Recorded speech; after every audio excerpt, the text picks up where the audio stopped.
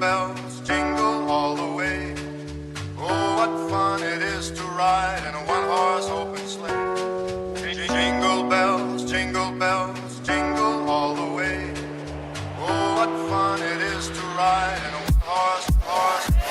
It's day 7 here in this log cabin that we're all trapped in. I'm freezing to death. I've got frostbite on some of my fingers. I might be missing a toe. I can't tell because I can't feel below my waist here. Our good friend Christmas really left us a nice little gift here today.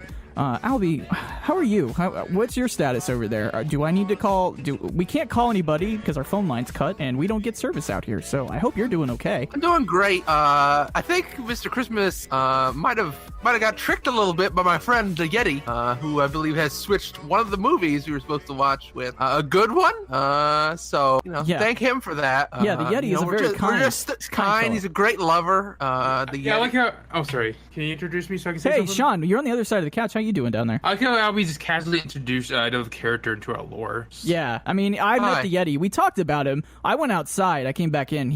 I talked to him for a little bit. I thought he was going to eat me, but he was just like, no, you need to go back inside. It's bad out here. And then he handed me this movie, and I was like, oh, thank you.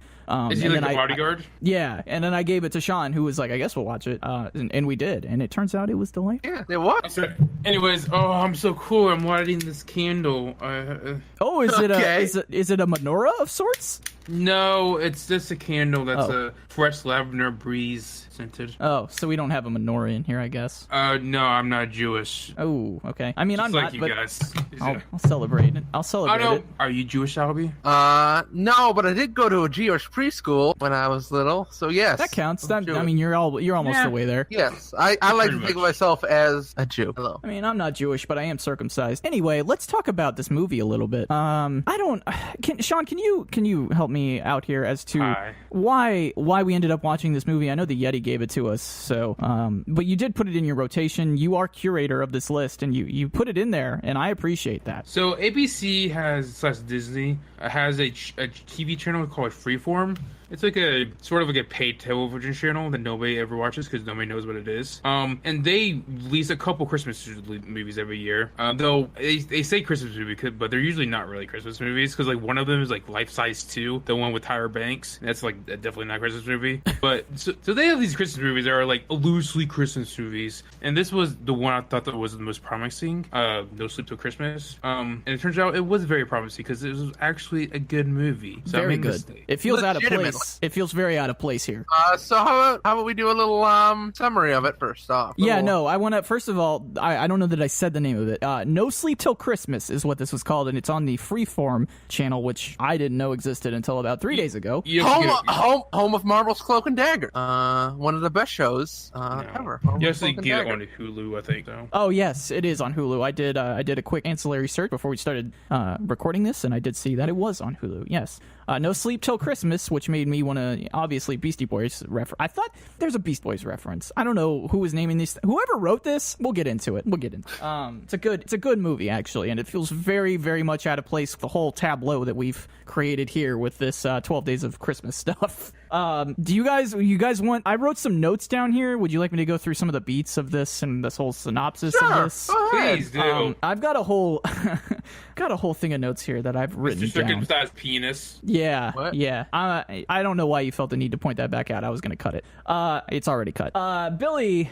This man named Billy. What bit? This man's named Billy, and he gets introduced to us. First of all, I guess I'll go. Lizzie is the main protagonist in this movie. Lizzie, we come to find out very early on, she keeps going to like sleep schedules or like the sleep doctor. I don't even know what the fancy word for it, but sleep doctor. No, yeah. It's Dr. Sleep from the Stephen King's book. He's the sleep doctor, and he will help you go to sleep. So she's got insomnia, is what we find out about 5 minutes into this movie, and it's on the tin when you read it. It says, two people with insomnia end up, whatever. She is with somebody that she is going to marry. We come to find this out later on too. Anyway, she's got insomnia, so we go through this. They try to figure it out. She's with her boyfriend that is going to be her husband at the time, or husband in the future. I can't fucking talk today. I'm sorry, guys. She's going to marry this guy, and the insomnia obviously throws everything out of whack, and she can't sleep at night. He does. She works at. Did we really kind of figure out where she works? It's just sort of like a company. Did I miss that part? She's a organizer of thing, I believe. A planner. Event planner. Yes. Okay. Event planner. Okay, so she's an event planner at insert name here company, cookie cutter company where she does all this stuff. She seems to think that, like, you know, she gets more sleep. She seems to think that getting more sleep will solve all of her problems in life. That's not how that works. But essentially, she can't sleep. She goes into work every day. She's tired. She yells at her assistants because she is an insomniac. She can barely stay awake. She can barely do her job, all of that stuff. So one night, she's in bed with her future husband, and she's like, well, I can't sleep, so I'm going to go take my car out, and I'm going to drive around, because that's a normal thing you do, I guess. Of course. I mean, of course you want to get behind the wheel of a car when you're asleep. When you can't sleep. Number one, you want to make sure to do that. It's part of the driving code. Yeah, and that's what they tell you in driving school. Step one, make sure you drive when you've got less than 3 hours of sleep. She takes the car out, and she's just driving. She's, listening to the, like, NPR Light, whatever you want to call it, on the radio. And then as she is driving with her sunglasses on for some reason, she runs over a man who happens to also be jogging. Now, this man gets hit and he's like, ow, you hit me with the car. What's your problem? And then he thinks that, like, he's hurt, he's injured. This lasts for all of maybe 3 minutes, and then suddenly he's no longer injured. Everything's fine. But he gets in her car of the person that just ran him over and is like, hey, can you drive me to the hospital? Of course you do. Because that's what you do. Because, like, you know, why not? And they drive to the hospital, and there is where they stay. And I guess they just sort of, like, they're in this car together in this parking lot. And they're like, man, I'm really... Go ahead. Yes, both pretty sleep deprived, so... Yes, both are very sleep deprived, because we come to find out Billy, who is the guy that got hit by the car, is also an insomniac, which is why he was out running. So they fall asleep in the car or whatever. And for the first time in a long time, they both get a good night's sleep, and they're in this parking lot. And these paramedics are just like, yo, what the fuck are you guys doing in here, sleeping in this car in this parking lot? You can't do that. That's illegal.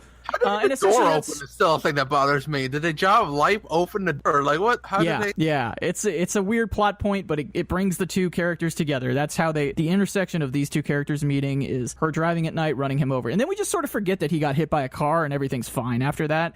And I believe he even high-fives the one of the ambulance guys when he was like, I forgot my phone, high five, boom. And then we just move on to the next scene. You were really bothered by the amount of high fives this guy gave throughout this movie. Billy loves to high five. Okay, let me paint a portrait of Billy for people who have not seen this movie.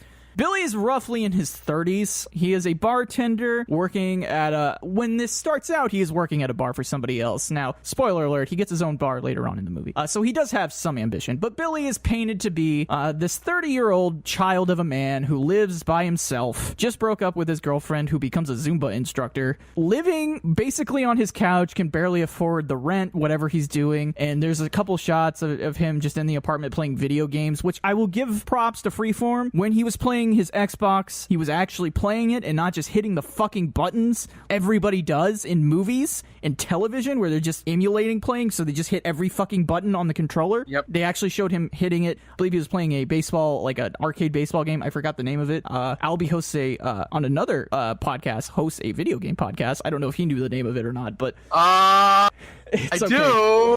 It's okay if you don't, but it's essentially just an arcade baseball game. And Billy is painted to be a man who has very few responsibilities, but he is good at being a bartender, and he has a good heart. I think that's probably the thing to get across. Super funny, actually. The writing in this is pretty good. I really appreciate good writing and good slick edits of just like a minor edit in the music where there was a needle scratch at one point, which I appreciated upon Lizzie figuring something out where she's like, oh shit. If I may, yeah, it was Super Mega Baseball. Okay, Super Mega Baseball. Yes, it was one of those. The writing's good. I believe at one point, Billy, when approached by Lizzie at the bar, because she's like, you made me sleep. We have to work out a deal. I want to sleep with you. That's the line. I want to sleep with you. And like, he was so befuddled by all of this that he was like, are you a cop? Like, he just straight up asked her if she was a cop because of this. And it's funny because they were playing around with the will you sleep with me thing, obviously implying sex, but they, in this situation, they just sleep with each other because them being around each other makes them less anxious, I guess, and they can sleep. So the writing in it is actually very well done. I appreciated that. I appreciated some of the editing that they did from like a hard cut to something else in the middle of a sentence or completing a sentence of sorts. So essentially, go ahead, Alby. Can you get back to... I'm not Alby. Two, can you get back to summarizing the plot, sir? Yeah, that's what I'm doing. This is the whole thing. It's just essentially... 20 minutes talking about... Okay.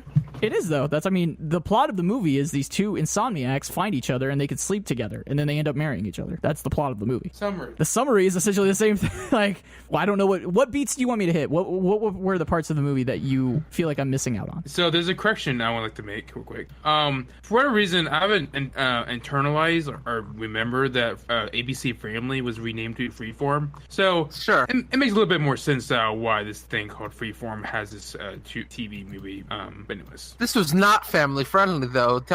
They definitely went whole hog on the comedy throughout it. Like, and also like they said cuss words. I was surprised. Usually you don't see Christmas they did. movies that say cuss words. They said asshole a couple of times, and I was kind of surprised. Swears. Swears. They put swears in the movie. They put swears in this one. They did. I think what's so good about this movie is it just lets it be. It's just like, hey, we're gonna make them like, yes, it'll be focused around Christmas. Christmas will be like this backdrop to this thing, but it's not a Christmas movie. You know, it's not like trying to say something about the Christmas spirit. It's not like Ebenezer Scrooge, you know, or something like that.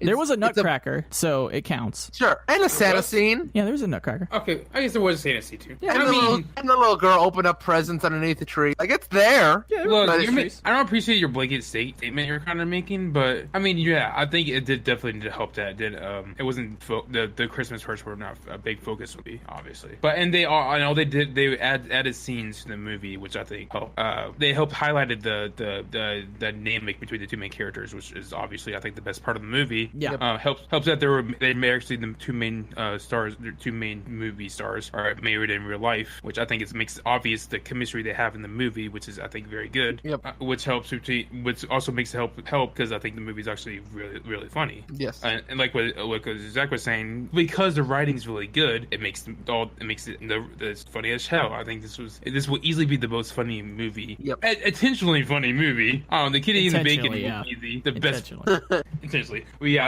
I think this movie works very well because it's a very well written movie. Yeah. And Yeah, it is. funny as hell. Yeah, whoever wrote this is very good. They nailed everything they needed to do. Even the background characters. This is a guy who kind of acts like, Thank you, Chris Rock. Chris Rock, yes, thank you. Yes. Yeah, knock off Chris Rock. He's pretty good. No, he's very good. Like, there are scenes legitimately where he is not just funny, but he has some heartfelt scenes. That's like sort of impressive for one of these like, made-for-TV movies. They usually, well, as we've seen, had background characters that they're just basically wallpaper for most of it. Like, it was really good. Like, I think I liked her bridesmaid also. I think she had some good lines and some funny moments, particularly towards the end of the movie where she's like, "Well, I guess the lady I used to date just actually wanted to date men. Now she's dating a guy in Kansas." Like, well, okay, that's pretty good. Came out of left field, but all right. All this happening right after the At a wedding. they're on the altar at a wedding, and That she said no to. yeah,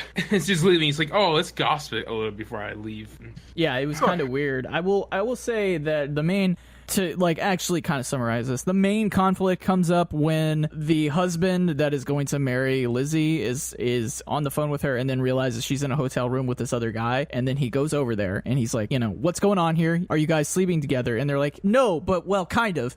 And then he says, like, you guys need to prove to me that you can sleep together. And that's kind of like the main conflict. So they take him to the sleep study because they know people apparently that work at a sleep study. And then they prove that, yes, they feel better together and they can sleep when they're near each other as opposed to her not being able to sleep with him. So then that causes a whole rift. And then we get into the wedding scene later on at the end where she's like, no, I can't do this. And then she starts gossiping, and everyone there that really the family that love her very much is just like, yo, what the fuck is happening right now? Like, her dad flew in. He's a pilot, I guess. And he's like, he flew in for this, and like other friends were there, probably took time, like PTO, and they're like, yo, what the fuck, man? Like, I came here, I took today off. You guys are just gonna fucking gossip up there after you said no? Is that what you're gonna do right now? Because I need to go be home with my family that I love very much, and I'm just sitting here listening to you guys talk about a woman that's fucking a guy in Kansas. Like, so it's one of those, yeah. I probably think my favorite secondary character is the mom of the husband, the fiance who gets left at the altar. Yep. Yeah.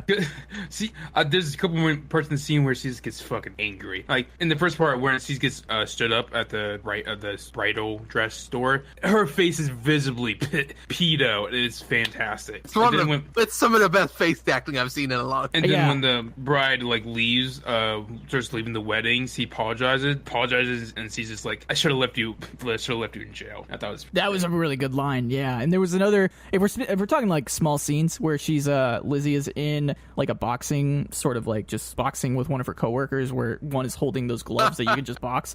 And she's talking about like something like I can't because I'm sleeping with this other guy, and some guy in the background walks.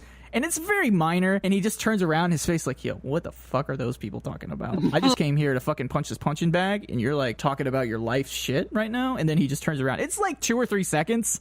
It's not a lot, but it's just minor things like that I really enjoy watching these.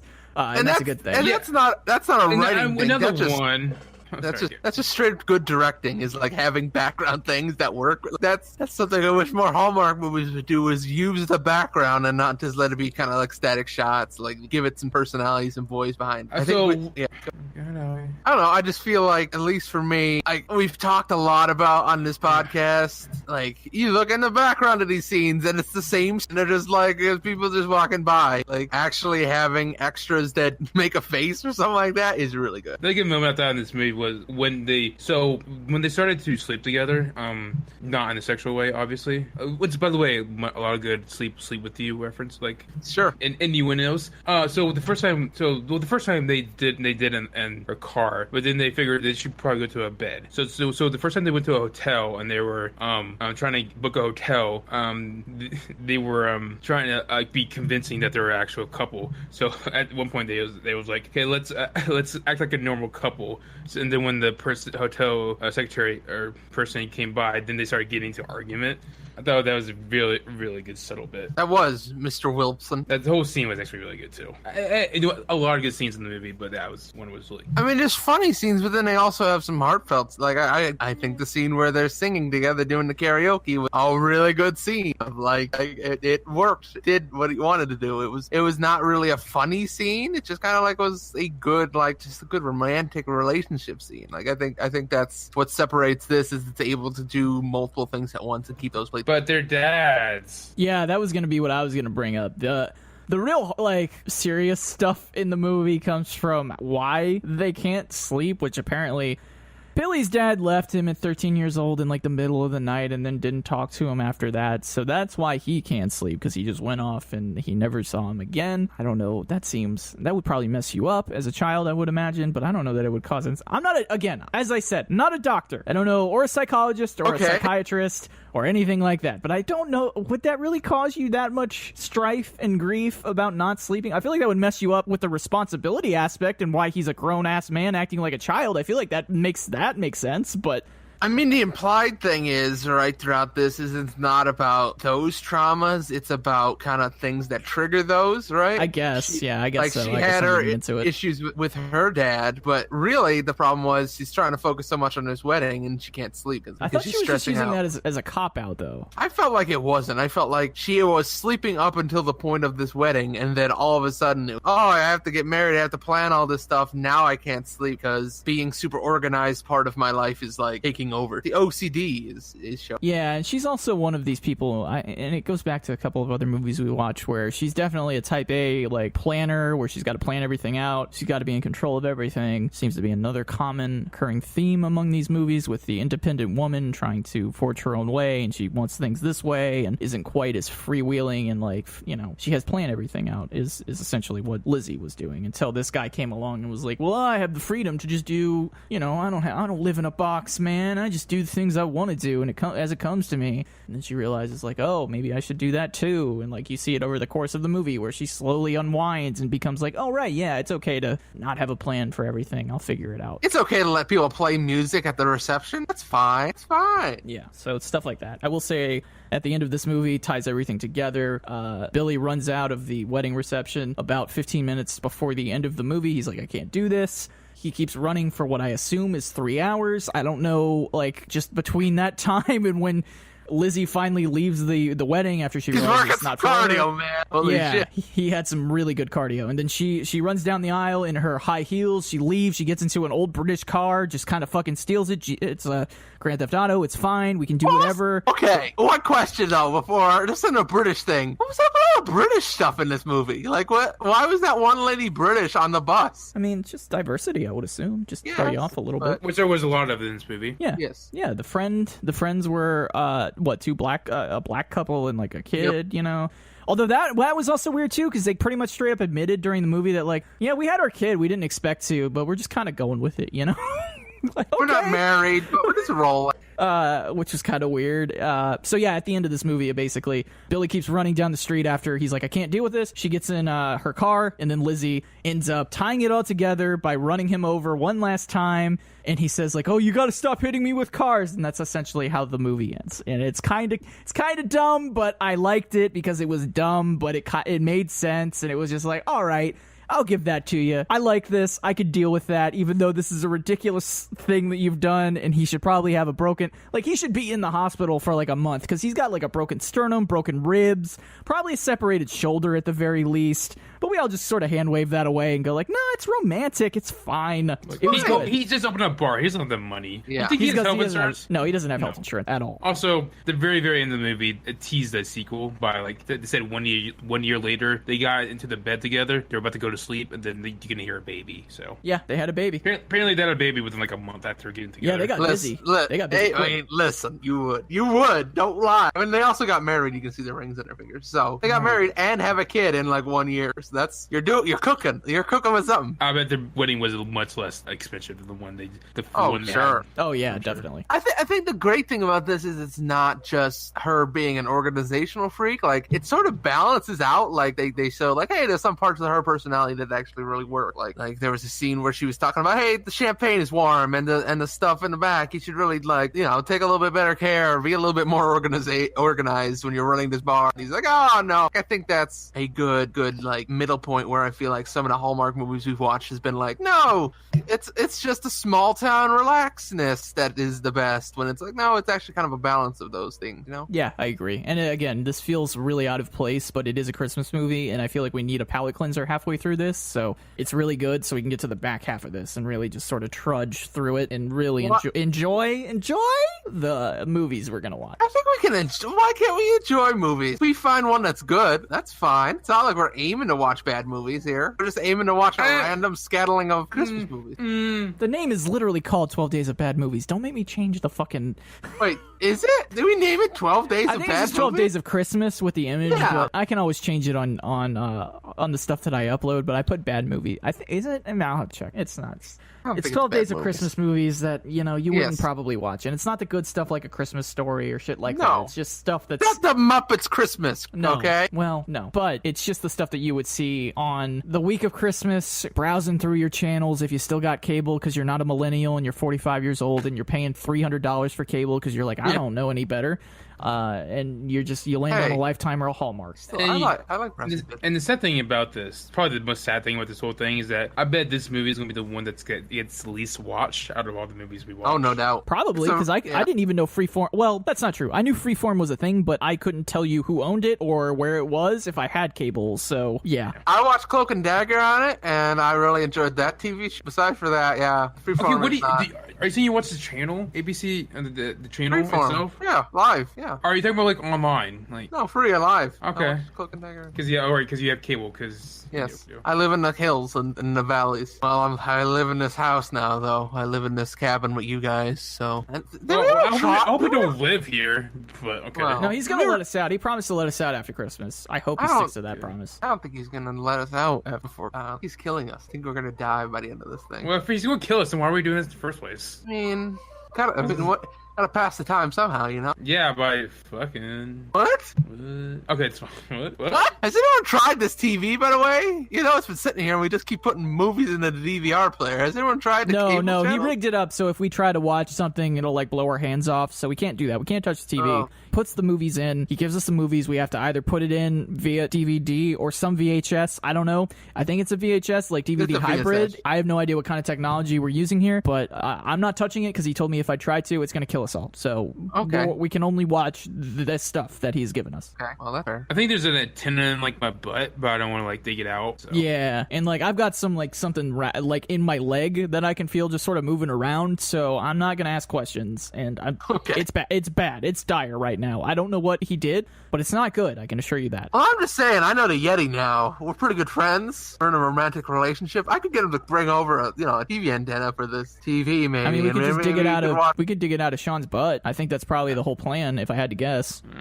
Only if Alby does it. Okay. I get nope, it. nope. I get it. Nope. Hey, so what do you know? What movie? If we're wrapping up here, is there Yeah, anything else you guys would like let's, to say about this? I guess we're good. This is Okay. a good movie. Thank It you. is. Yes. It is. It's a very good movie. I really liked it. I'm gonna hit you with that hot IMDb rating here. This has a 7.2 on IMDb, and by far the best movie we've seen. Well deserved. I put a 7.5, maybe a little higher, but yeah, that was a really good movie. Well I was deserved. 7.3. but- For you, Okay. is that what you've got? No. Oh, no. I don't know what Alby. That's your rating? Okay. No. Okay. Next movie. Wait. How do we do this? Do I just? You can just link it in. Yeah, you can just link it. it. Yeah, it's good. It's good. Wait, just hand me this movie. Just hand me the VHS. Yeah, can you read the back of the box? It's, All right, here we go. Yeah, hold, thank you. Hold on.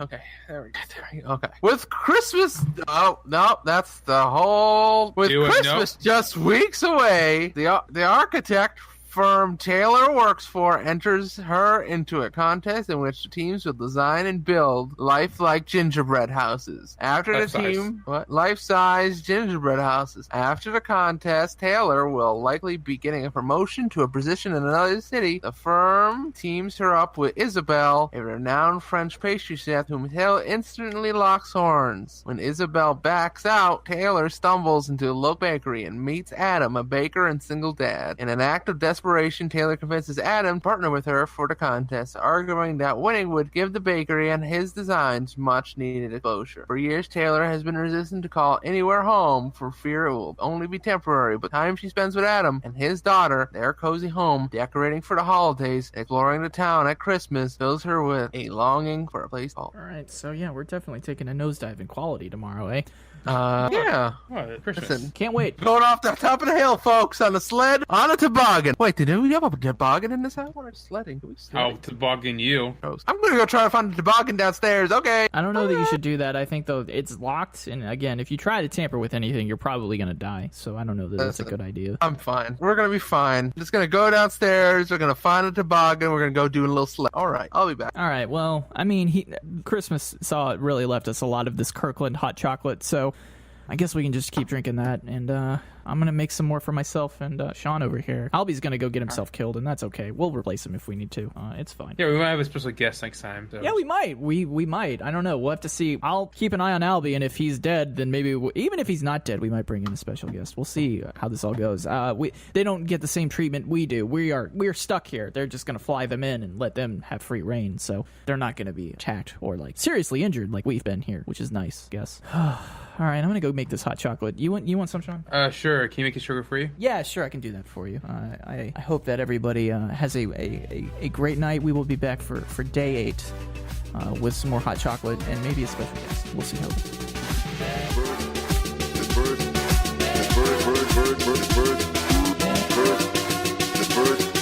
The bird machine. Check.